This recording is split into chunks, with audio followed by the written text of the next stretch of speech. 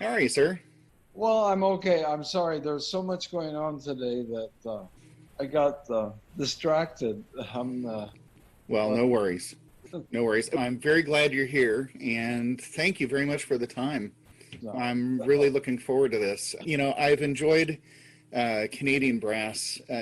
Obviously, that's how I know you. That's how a lot of people know you, and just what you've done for the music world. It's so fantastic, and I think so many people are grateful for the contribution that you guys made. And so I'll get that out of the way. Now let's talk about. I'll get the adulation out of the way. yeah, But that's okay. It's nice, but yeah, it's we're the ones who are grateful in a way. So I feel I guess it goes both ways. Being brass players, and you're a brass player, right? yes, trumpet player. Yes. Uh, we we were we were excited that people would come and see us. You're a brass player. We love to be on stage, and you're a trumpet player, right? I mean, that's even Even more. Exactly. and Yeah. we love that attention, and what it is attention, right? Mm-hmm. Mm-hmm. And in the intensity of energy that you get from an audience, especially if they like you, it's amazing. And Mm-hmm. I think uh, we were so grateful because I played a little in orchestra some, and we've all, were pretty professional when we started. I mean, Fred was, he'd done a lot in New York, and Mm-hmm. Lonnie had done quite a bit in New York, and Chuck was a teacher, but the tuba, Mm-hmm. it takes, they don't really probably, now they do, but in those days they didn't really have an image of being soloists, Right. except for Roger Bogle, of course, and Jake, but Jake just sat in an orchestra. He had a big effect on us, Jacobson. We knew him very well. Yeah. I was in Chicago uh, between my junior and senior high school year, and I studied and I lived with them. Oh my goodness.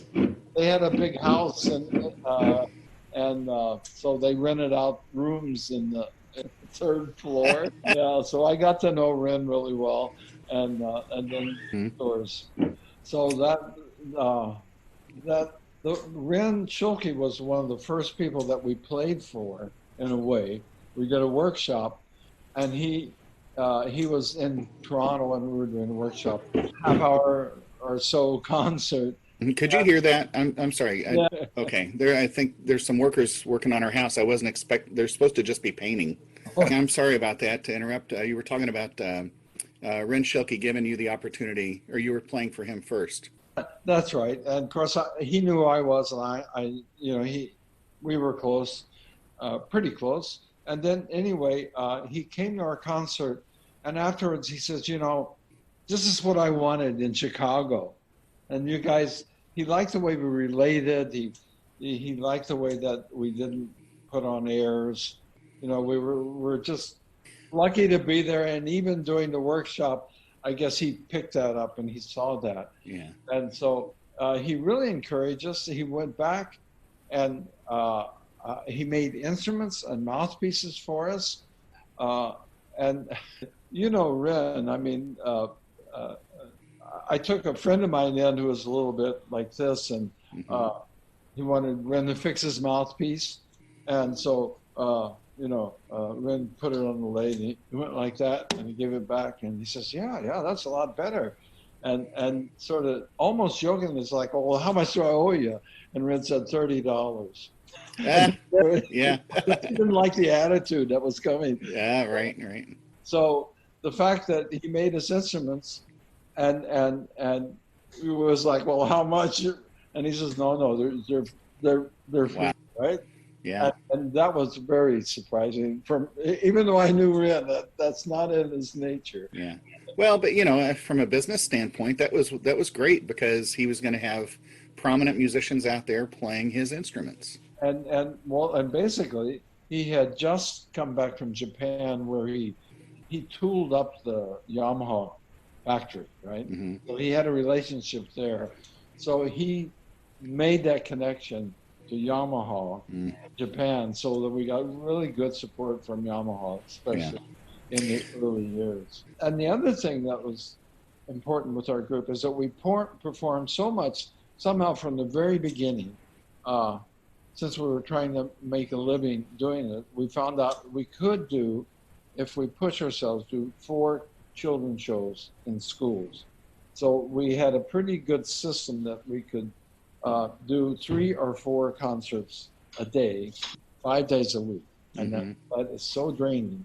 And so, Yeah, and not just from a brass player standpoint, right? I mean, there's the yeah, emotional and physical part too. yes, but then we developed how we talk to an audience, and kids are the most honest. You know, you can if you lose the kid's attention, so Right. everything was sort of geared toward that, and like the 3 or 4 weeks before Christmas, we go out and we do children's shows all over the state or the province, and we really it was tough.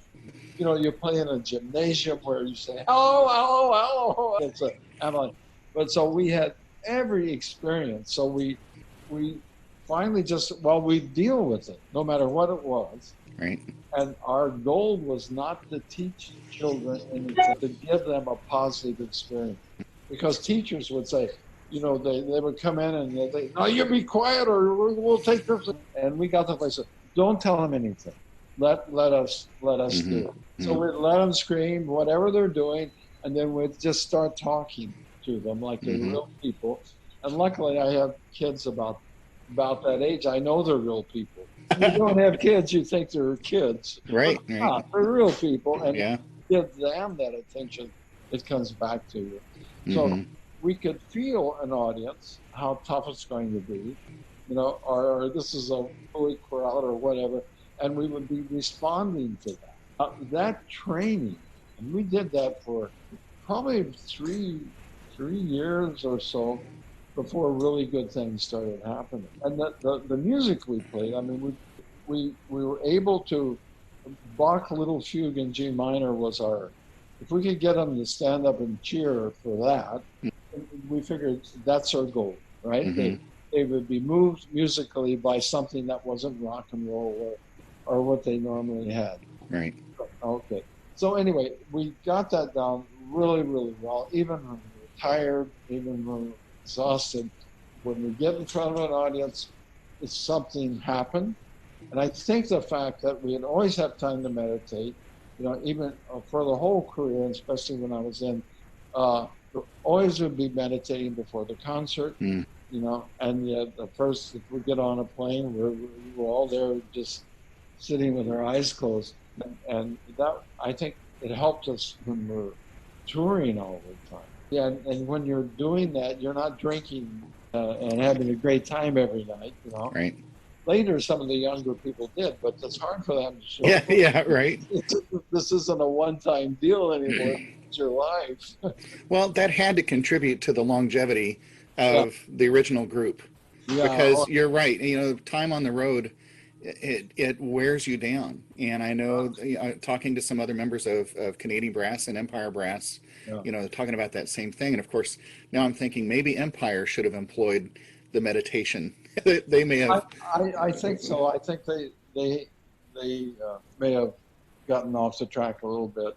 Yeah. I mean, it's not a secret, you know. Well, that's why I say that. Yeah. Right. Then everybody knows about the tensions that were there. And they're all fantastic players. So you know, I think well, now the group is. I've never heard such talent. As a trombonist, to think that Achilles, that I created a job for Achilles, is probably one of the greatest. It's just wonderful. But I think what the Canadian Brass did, we were such a group, we rehearsed so much, we rehearsed every day. So, I mean, I hear really great players, but they're not in sync emotionally. Do you know what I mean? We were, and I think that's the secret of what we had. That it came from the meditation. I can say this now because it was years ago. Sure. Well, I want to back up a little bit. Of course, I've talked to Ronnie, and I knew that, you know, he had the romantics, his Yeah, family. yeah, But what about you? I mean, but let's talk about before Canadian Brass. What yeah. did it look like? What kind of things, musical experiences were you having? My mother, my father was a preacher. You're a My preacher's mother, kid. yeah. I am too. You too? Okay. Well, Yes. I don't have to say much more about that. But uh, and my mother was a piano teacher and the organist, and Hmm. so that sort of they worked together that way for a while.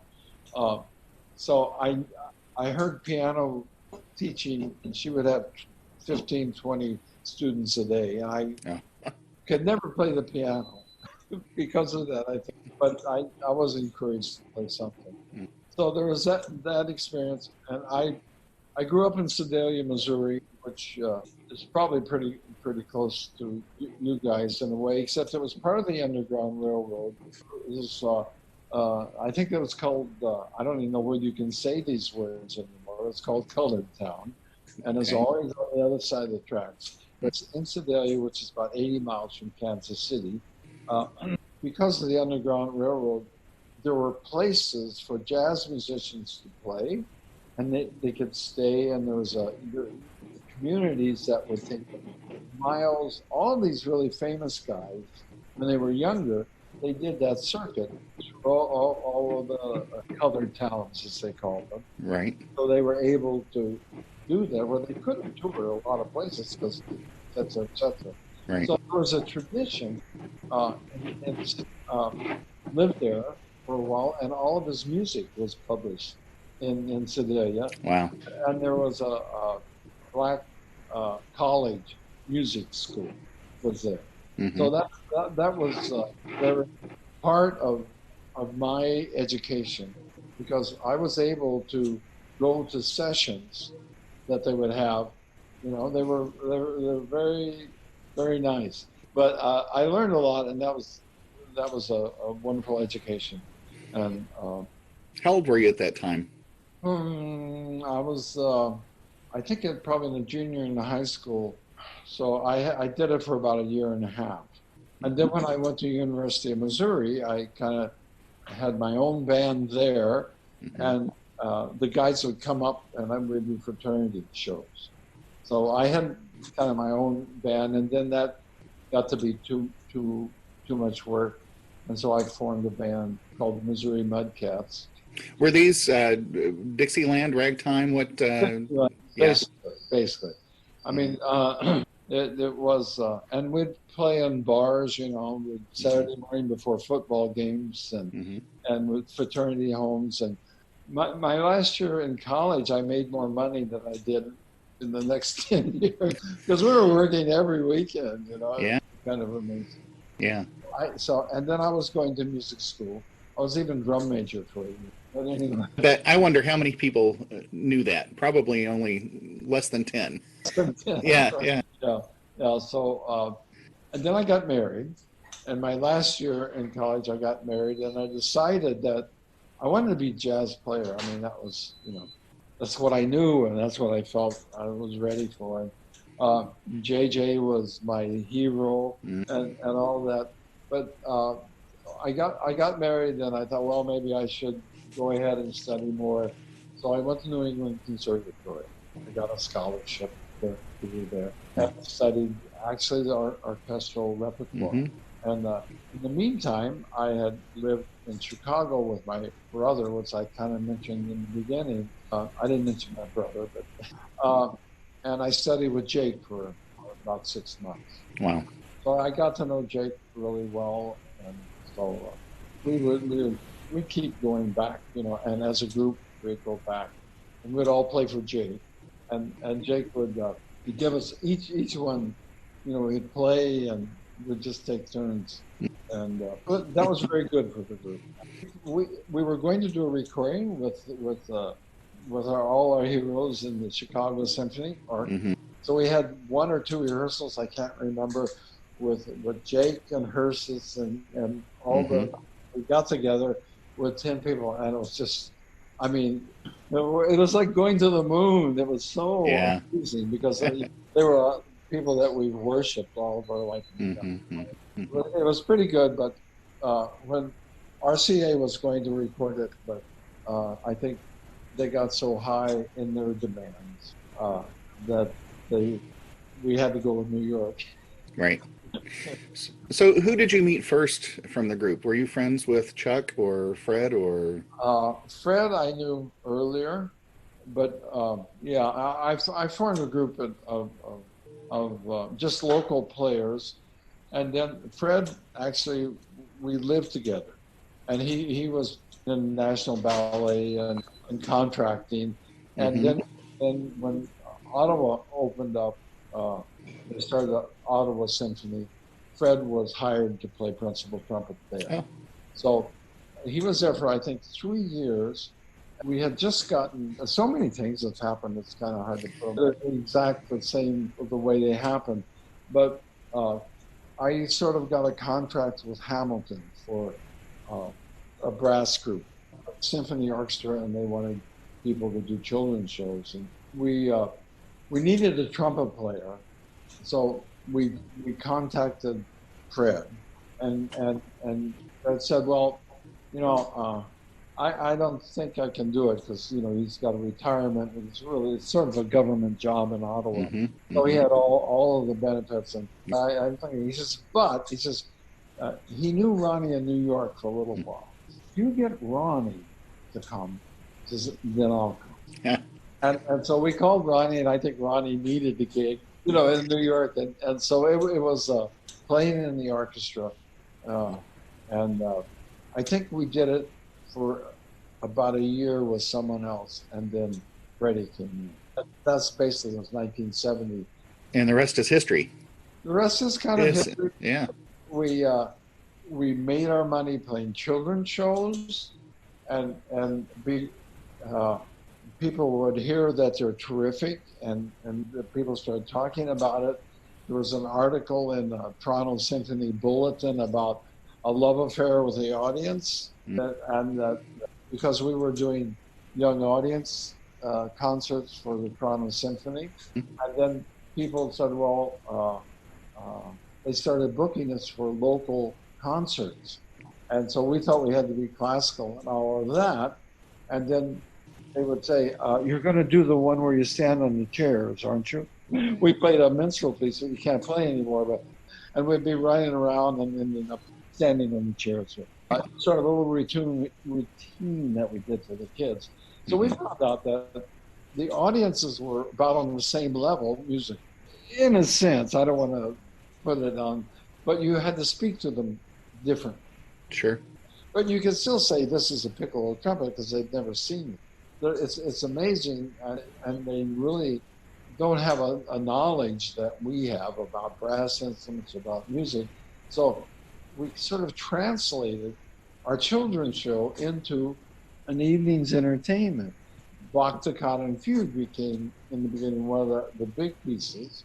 So, a little Handel's water music or something. And we sort of followed I did two people, Boston Pops, Liberace. And For the showmanship.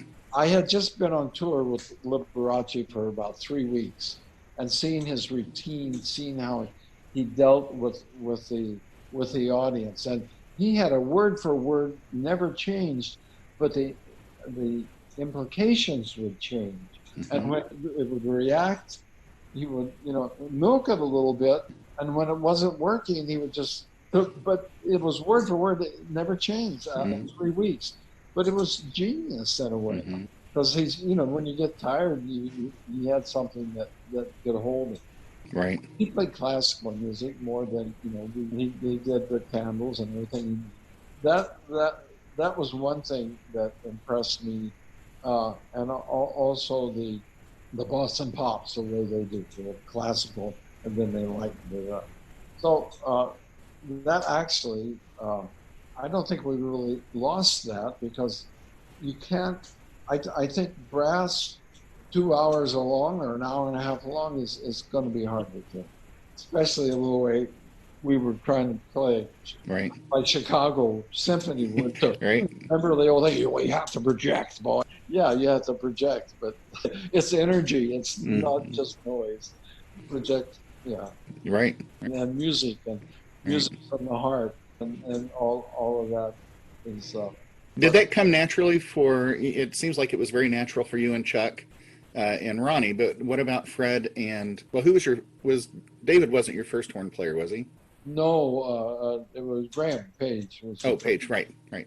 with us for 13 years. So Hmm. it's hard to remember. It's 40 years, Yeah, it's amazing.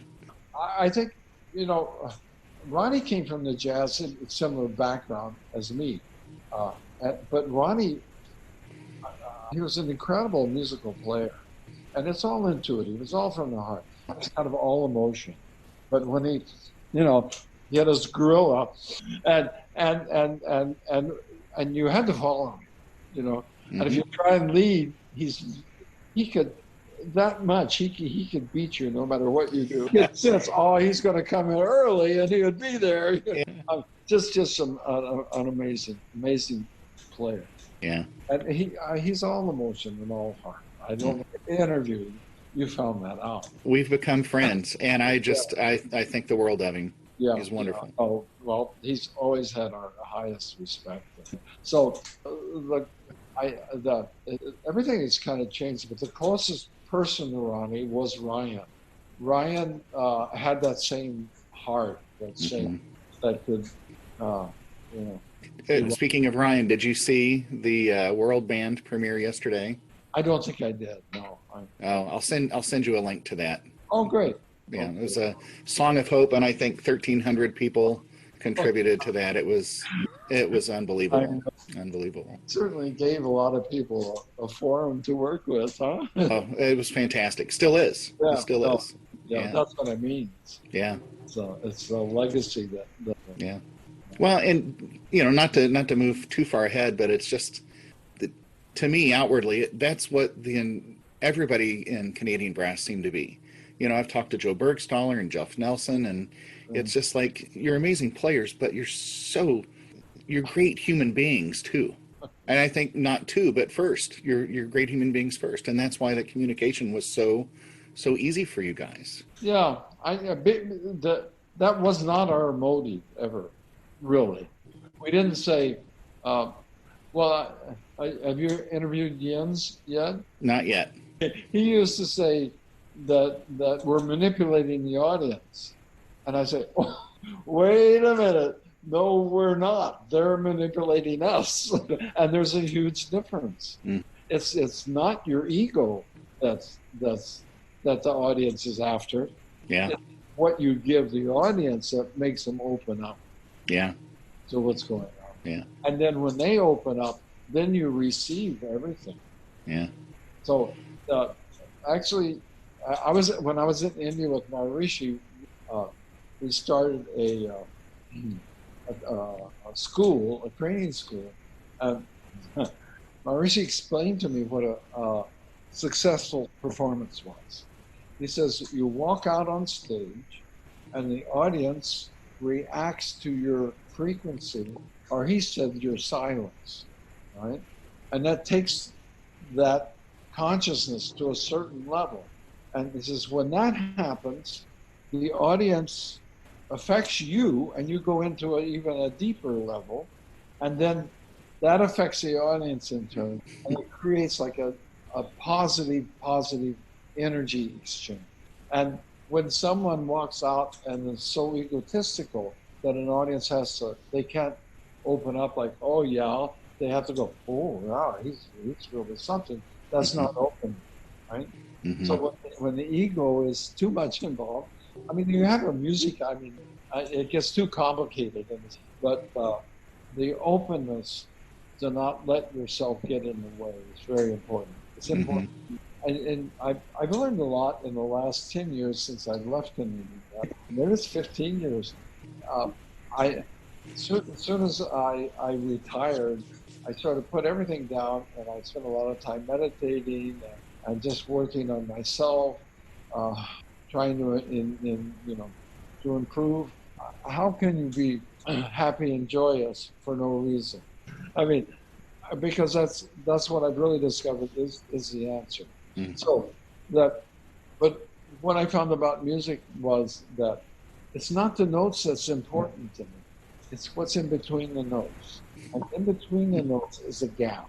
In between the thoughts is a gap, right? If you don't have that gap, then you start, and you're not allowing that gap to be there. Mm-hmm. So in music, you can't just go, you have to go, you hear the gap. And you hear, and when that gap is the same, that that settles everything. We'll hit a note and then we'll think about the next one instead of going to the gap. So you're losing the energy for the next note. I don't know whether this connects or not, but A little bit of this is new, but I'm taking it in. once you experience it and you can look for it and start looking for it more and more, the more it comes. And you say, oh, yeah, that gap is what puts it all together. And I think that's, the heart does that naturally. So, anyway. Um, a little bit of a left turn. I'm curious, thinking about Graham and Fred. Right. I remember seeing you live and hearing Ronnie and you and Chuck address the audience, but did either of the other two ever step forward and talk? Not, not really. Fred was sort of a private person, you know. Uh, I think later when he started teaching, I mean, he could do all these things, but how much should I say? I think Fred came from a different place than we did. First place, he didn't want to play Carnegie because he lived in New York and he knew how important it was, and he thought, how can we play Carnegie Hall in a way? And then we started playing Lincoln Center, and they, uh, okay, he was not that comfortable with the humor. So him not being that comfortable gave him a certain image that seemed to work. Yes, it did. It did. And it kind of balanced off everything else that was going on. But that's just, nature. So that, it wasn't in his interest to speak. He would, oh, I have to tell a joke, so, or something. And so Fred suffered our humor for, that's an exaggeration, but that gives you an idea of what the feeling I get. We found that when everybody's talking now in the group, but I don't think they haven't quite worked that out. I think if Chuck was the only one to talk, it would be too much. I mean, think of how good a comedian you're going to be to keep people's interest. Right. And I seem to, when I spoke, seemed to be confusing enough that they were really happy when Chuck. I mean, that's insider stuff. Sure. And so because I worried about these things, I was sort of responsible for who spoke when and what. Mm-hmm. And I did most of the programming. Everybody had to agree. And then sometimes we'd have to do it and to prove that it didn't work. Mm-hmm. But we had time to do that. And by the time we started working like 300 concerts a year, I'll remember we were playing in New York, mostly Mozart concert, Peter Schickler. Yeah. He was with us before we went on. And I was saying, guys, look, we can't play this piece first. We have to do another piece. In other words, I'm changing the program right as we're going out. And Peter Schickler almost turned white. I said, this is Lincoln Center. No one's ever done it. No, I know we have to do it, right? So we did it and it worked. And Peter says, I can't believe you guys. that was not unusual, right? Mm-hmm. You feel an audience and there's that relationship. I think I was really open all of that. Mm-hmm. And I'm not saying I didn't make mistakes and I didn't get too tired, all that. I'm not trying to say I was any kind of genius, but usually my intuitions for programming and how to present things. For a long time, Chuck and I would do the same routine, or I'd come up with something, and Chuck could do it so much better. Taking the idea and the concept, and there aren't many brass jokes when you get down to it. That's true. I mean, when you're trying to think of humor, one or two things, and play a low note.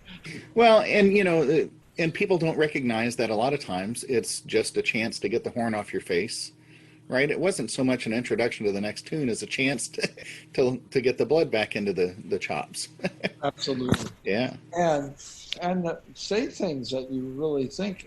I mean, from the point of view of a tuba, it's pretty funny to most people, Hmm. and that's not humor. I mean, it's not a stand-up routine, you know. Right. And I think people trying to be stand-up, I think when they imitate us, a lot of times they try and tell jokes, and I don't think that's what we did.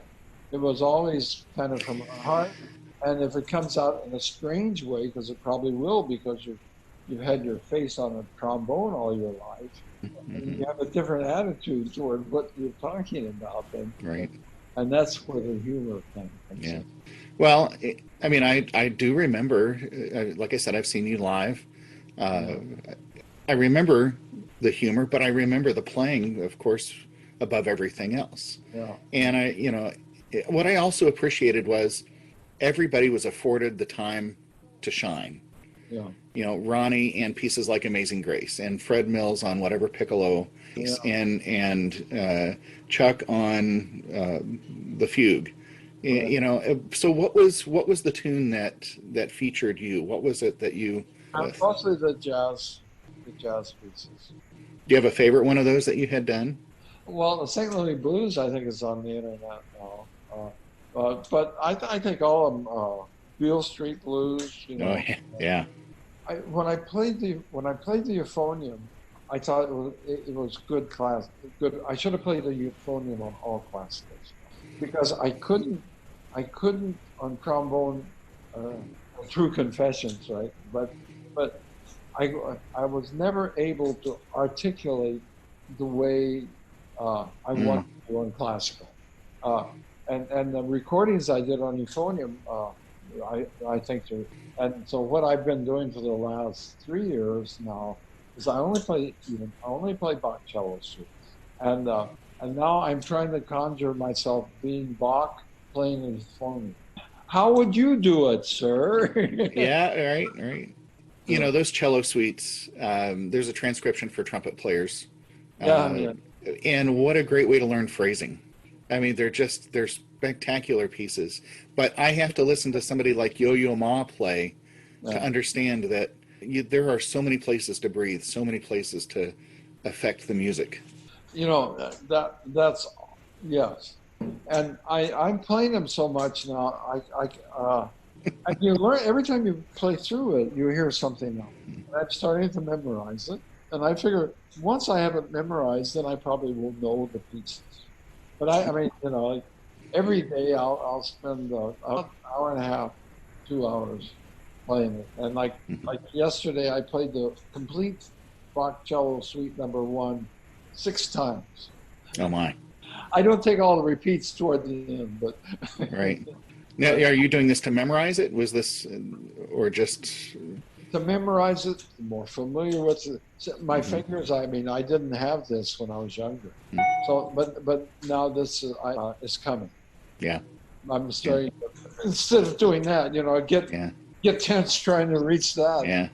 When you're 70, that Well, and to think too. I physically I've had to work out all of the stresses that Mm, you get tired and you stress a little bit, and then the next time you start and you're not tired, but you're still had that stress there. yeah, And over a period, I mean, by the time I left, I needed a lot of help. And the breathing, yeah, uh, can get weird too. At least it did for me. So I was, the last couple of years, I was dealing with all these problems, but they were nice. They put up with it. what? How did you come to the decision that it was time to move on? I was 72. Really? When Yeah, when you left? yeah, yeah, Wow. Well, Fred had already gone. yeah, Well, but that would have. He was the first one to leave, yeah, yeah. right? Well, Um, yeah, well, yes, but I mean, but you had a long run of horn right, players who were there. Yes. yeah, So yeah. Fred was the first one. yeah. Yeah, Um, I really wish I had had a chance to meet him. He just, yeah. yeah.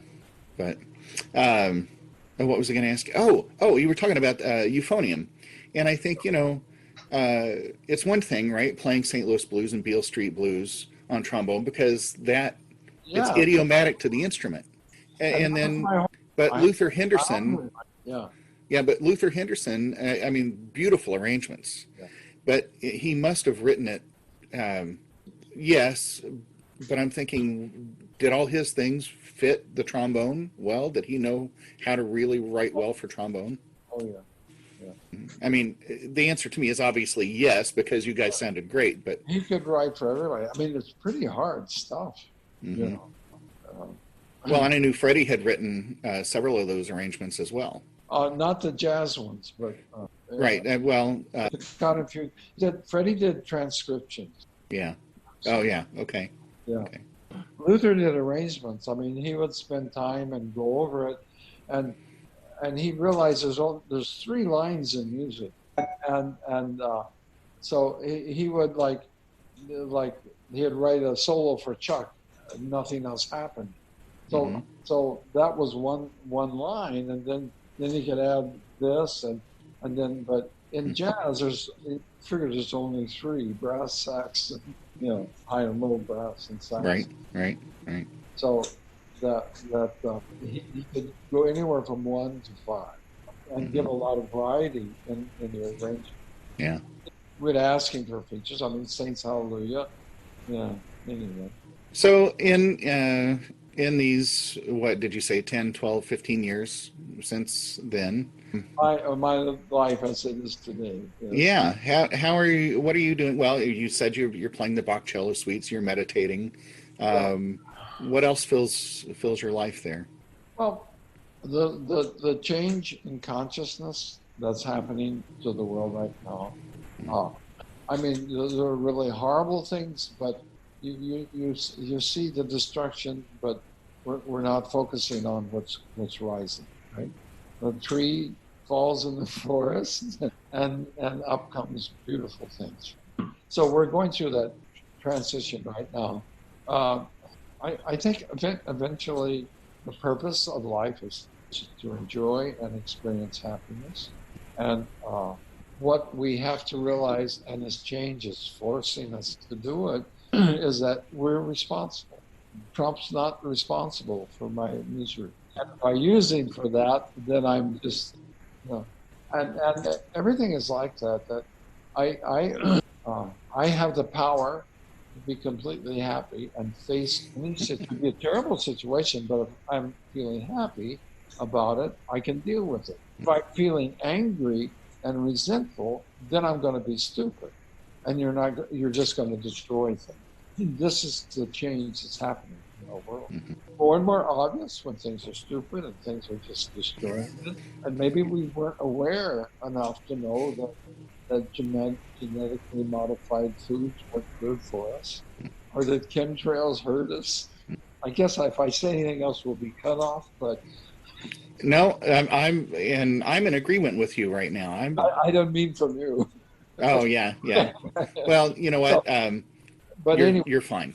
that yeah, but that's our responsibility. And when I pass over to the next dimension, my brother just passed 3 days ago. I'm so sorry, Gene. Well, and but it's a celebration, and he was ready, and so we were pretty close. So it's a really good thing that hmm we have some place to go, because when the body does deteriorate, Yeah, yeah, yeah. of course, of all the new medical techniques, the latest research on frequencies and etc. Whole lecture series and a lot of machines and things for the virus. Got it. So So that's what I'm doing as well. gotcha. I'm doing as much research Yeah. and as possible, and experimenting with things. And so here's something I'll pass. Two things I'd like to pass on before we leave. Please, yes. In this quest of mine for my last 15 years or so, there's two things that I think are really practical and free. The first guy is Wim Hof, Vimhof, breathing method. Do you know that? No, I don't. Okay. So you can go them.You'll breathing and get an app. It's free, and it's a guided breathing exercise. And as brass players, it's incredible.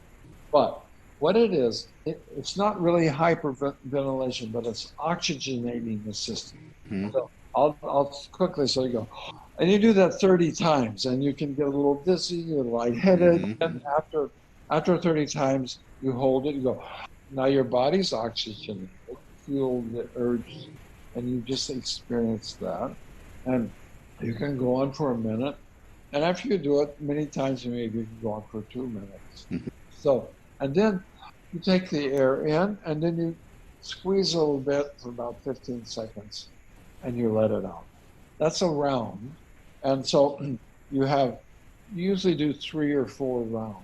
So it's like 30 deep breaths, then a release of the breath and holding it until you need the breath, and then you take it there and squeeze for a minute. Okay, Hmm. that's the basic technique. And it gets a little more involved than that, but what that does is it changes your body from acidity to alkaline. Most inflammation and most problems we have comes from acidity, creates all this. So Hmm. just from breathing and filling the lungs, and it even helps free the lungs. And it's taught me how to breathe again. And so that helps a lot on euphonium, especially when you're trying to play, four or five bar phrases. Okay. Well, thank you for this, but also for everything you've done for not just brass quintets, but for audiences all over. Thank you so much for that. Well, And I tell you, every minute was a pleasure for us. So it was obvious. we did get tired, but Sure. it's worth it.